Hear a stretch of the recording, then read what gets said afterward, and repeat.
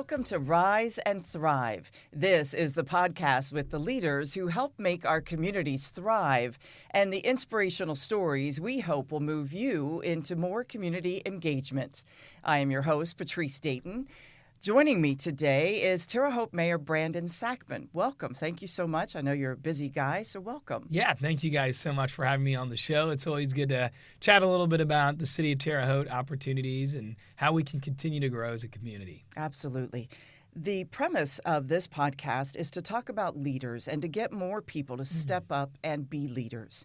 Take me back to the beginning when you decided to run for office, because a lot of young people, unfortunately, do not run.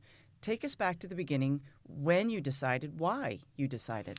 So the original story goes as far back as third grade at Sugar Grove Elementary. I had a wonderful teacher, Jenny LaRoche, and I was always kind of a handful in school. And so one time she called my parents, said, this young man, he's always acting out. You know, he can do well at grades, but he's acting out. And they said, you just got to keep him reading, keep him active. Mm-hmm. And I read a little book about government, and she said words that I still remember today.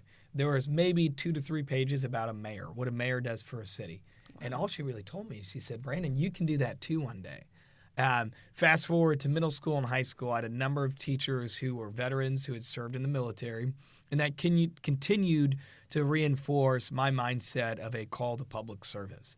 I joined ROTC at Indiana University, commissioned in the military, and as I was leaving the military, I was looking for that next chapter in the book of public service. I loved serving our nation's armed forces, enjoyed my time in the 75th Ranger Regiment, and was looking to transition, find another way to serve, and ultimately I wanted to serve the community that helped raise me and my siblings, and that brought me back here to Terre Haute, Indiana.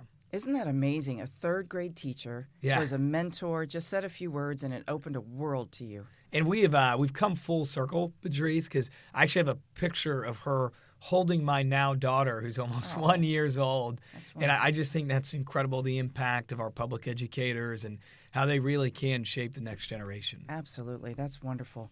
Now, you've been in office in Terre Haute long enough to see the challenges and the strengths of our city. What would you say first are the biggest challenges of our city? You know, I think one of the biggest challenges that we face is not just Terre Haute, but a number of these communities in the Midwest and the South. So let's think a little bit here of like Elkhart, Anderson, Muncie, Kokomo, Terre Haute, Indiana, right? 1970s, 80s, 90s, defined by manufacturing.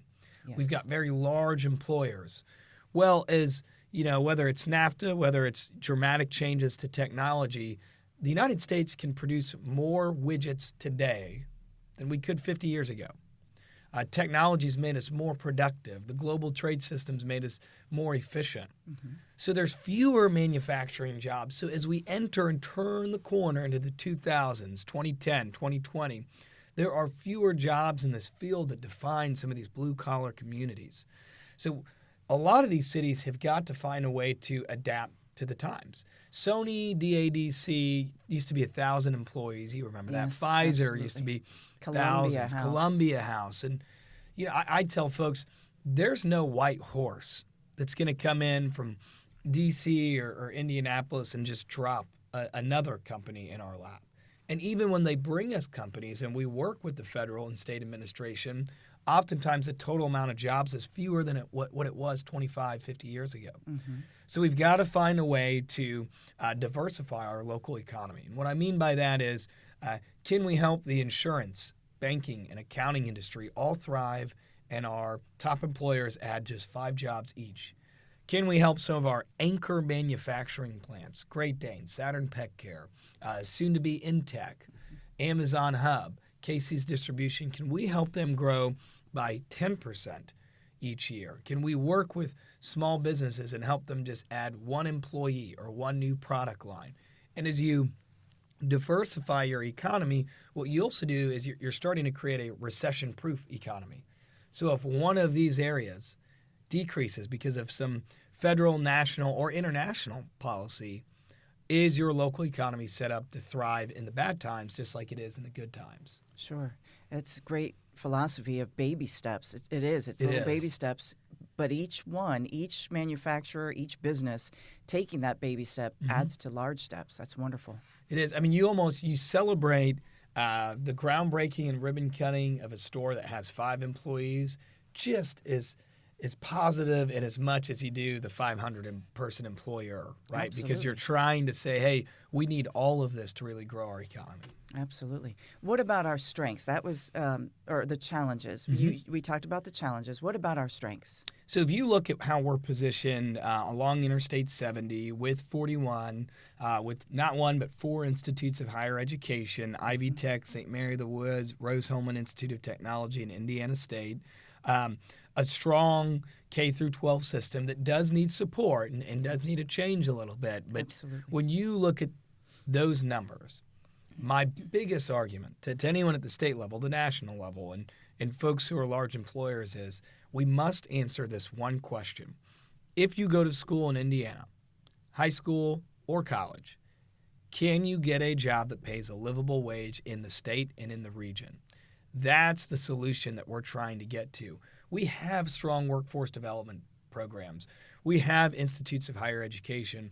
But what we need to do now is take these strengths with these challenges, this need for growth, and really create a pipeline from the classroom to employment. And maybe that's not your traditional calculus and biology. Maybe it is increasing some of the great apprenticeship programs, certification programs that we already offer at the Vigo County School Corporation that Ivy Tech has. Maybe it's growing Indiana State's aviation program, which they went from 40 students to now 103 in just 1 year to meet the national demand for more pilots. I mean, those are that's the blocking and tackling of taking this strength and using it to directly address our challenge on this other side. Sure. In my several decades living here in Terre Haute, one of the strengths I have always seen are the people of our community. We often come together, especially in a time of need. But what we're not doing is stepping up to be in political office or civic engagement, whatever it may be. And that's what we're trying to get here, to get more people to do. What would you say to the young people especially that are sitting on the sidelines? It's difficult, Patrece. I have a number of young, up-and-coming leaders that I've put on different boards in the city, and they almost kind of, they almost laugh on the phone like, wow, you want me to do this? I'm late 20s, early 30s, or in my 40s, and I'm like, that's the exact point. Right. Right. We need to get that generation involved, and we see this at a national level, too. For years, the baby boomer generation really has held power at the congressional level, even to an extent at the state level when you look at the median age and the average age of our political figures. So then your Gen X generation, the folks in their 50s, getting close to their 60s, late 40s, the baton was never really fully passed to them for leadership, right? Now you have the millennials up and coming, Gen Z, which is as loud as ever with their frustrations. And you've got to start seeing a changing of the guard from top to bottom. And now when I say changing of the guard, that's not necessarily, okay, they come in and we forget, right? We forget the lessons learned and some of the positives, as well as address some of the negatives. A lot of the departments in the city, if we have someone younger, we pair them with someone who is more senior, who's got institutional knowledge and the ability to say, hey, we tried that 20 years ago. It didn't work. Here was why. And maybe you can address the why and it works a second time, or maybe you scrap that idea. I'm very big in the term succession planning. So how are we working with the next generation, the next group of leaders to maintain some of the successes that we do have going on in Terre Haute and address some of the challenges that we touched on earlier? I think the Chamber of Commerce has started some great leadership programs that have been beneficial for our community. The mayor's office, we've got a mayor's youth council, 25 high school students. They sit, discuss, and debate for an hour, 0 cell phones in the room. And I love that. And they are very active and good conversations. So we've got a lot more youth mentorship programs. Vigo County CEOs, another good example. So it's starting to get there. And that's something that we won't necessarily see the fruits of that labor for another 10 to 20 years, but we've got to do it now. Right. Building those building blocks, that's wonderful. I am told that you're a very hard worker. A lot of times, first one in, last one out. You're also a husband and a father, and congratulations on the announcement of a new baby coming. How do you keep it all going? What what keeps you going? So I've got a great wife. My wife Peyton is phenomenal, and definitely 2 to 3 nights during the week are, I'm gone pretty long. Sundays I usually reserve just for the family. But Scarlett is very active. She will come with me to a lot of Friday evening, Saturday events. I just kind of bring her with me, and that's kind of some of our good times together in and around the community.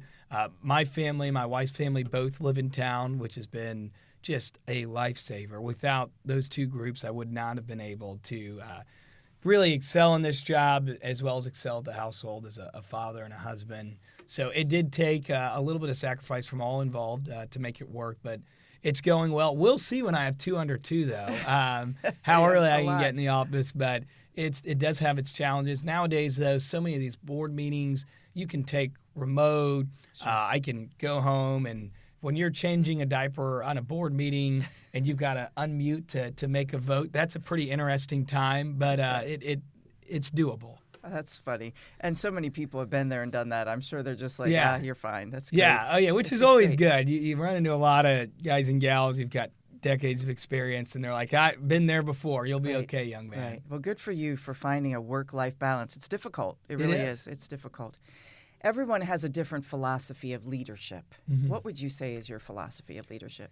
I've been a strong student of the concept of servant leadership. So from an organization standpoint, an organizational leadership standpoint, when you're embracing servant leadership, it's, okay, are you getting that bottom-up feedback to actually transform your organization? Are you engaging with folks at, quote, mid-level management, junior management, and folks who are doing the job, who are using their hands, their feet, and really implementing some of the decisions made by senior leaders? And I don't necessarily believe in like a triangle bureaucratic structure. Mm-hmm. It's kind of should be more level, and that's really helped us. I mean, in the city, our department heads, really, we strive on collaboration.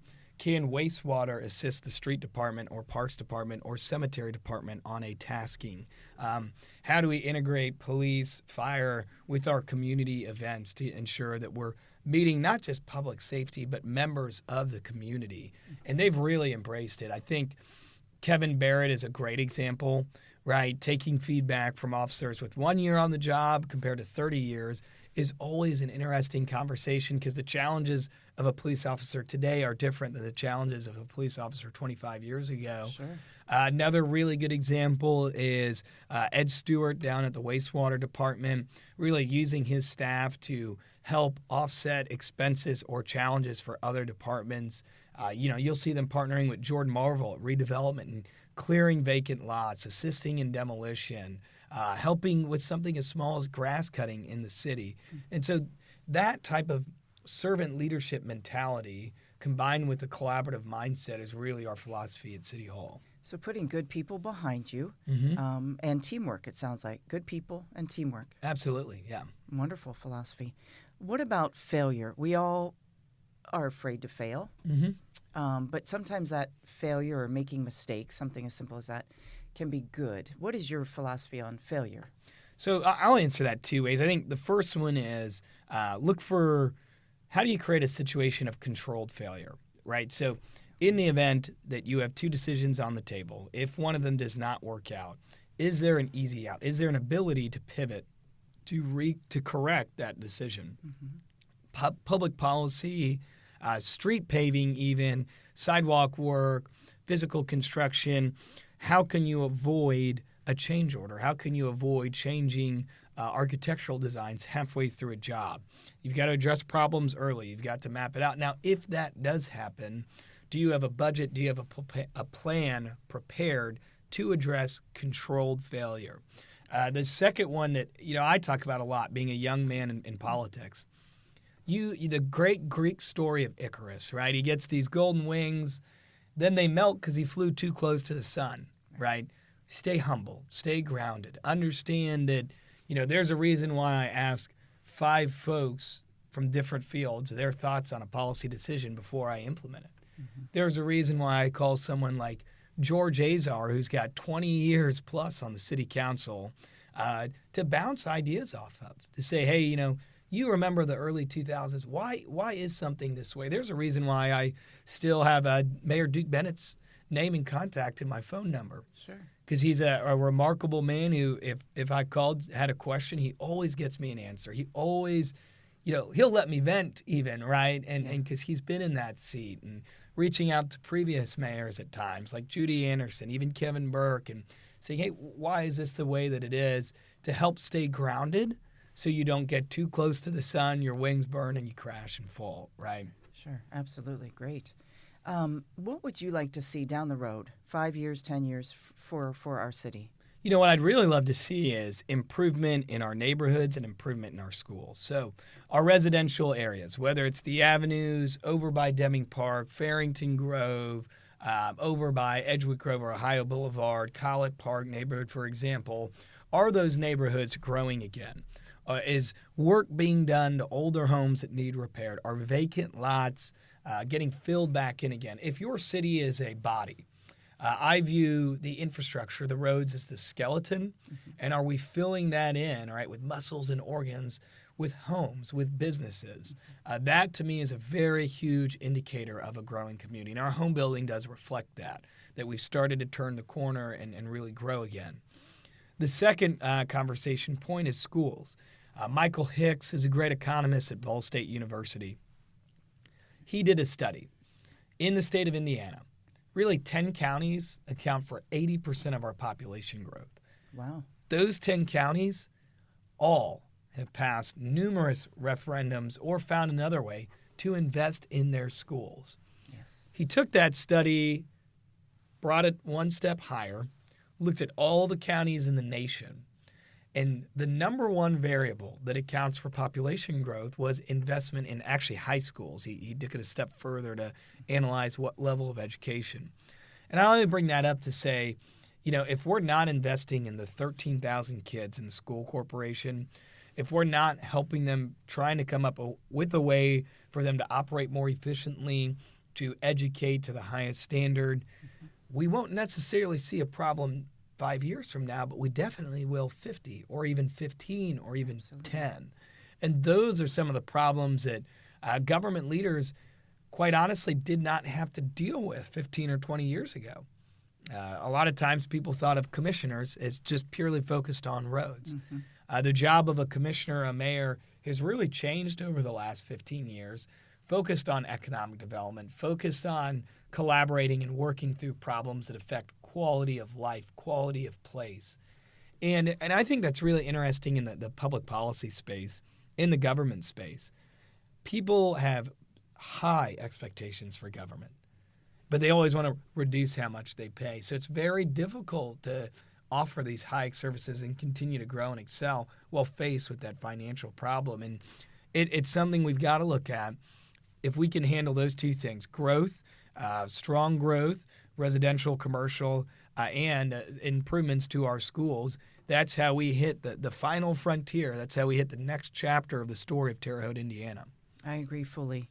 There's nothing more important than our children, and they truly are the future. Absolutely. You got to get that generation after generation after generation doing well to improve your community, any community.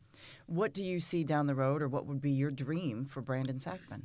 Well, my dream is hopefully to get another opportunity to serve as mayor, to keep growing this community. I think what's really difficult is people always say, what comes first, people or jobs? And when you look at the studies, usually if you've got a city that people want to be in, that helps you recruit more companies. That helps you expand current companies. And my dream is to be the mayor that presides over 8 years of strong growth in the community, so my family can continue to stay here, so my two girls can go to schools here and grow here, and my wife can grow her business here, because we love Terre Haute. Good. Wonderful. Anything else, Brandon, you'd like to add about yourself, your family, the community, your goals?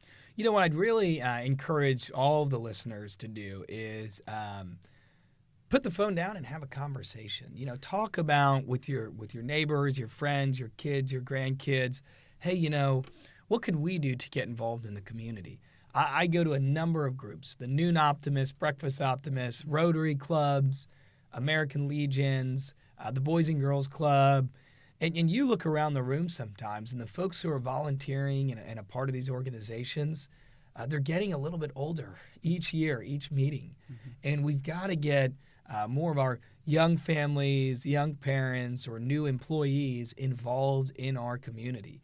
I think Ben Sasse, former senator of Nebraska, president of University of Florida for a time, he wrote a really good book called Them.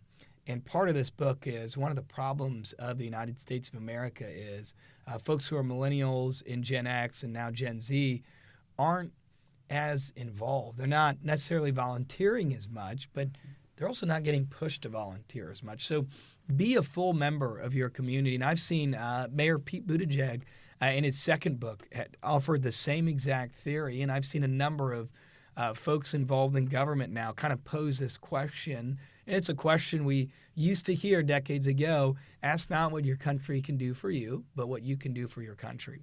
And so that call to public service for all of us is different. For some people, it is joining the military, switching to the Guard, and running for mayor.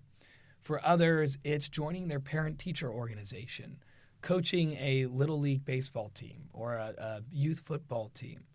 For others, it's volunteering one Saturday a month or a Sunday a month, or leaving work early on a Friday afternoon to be a part of a service-based organization like a Rotary Club.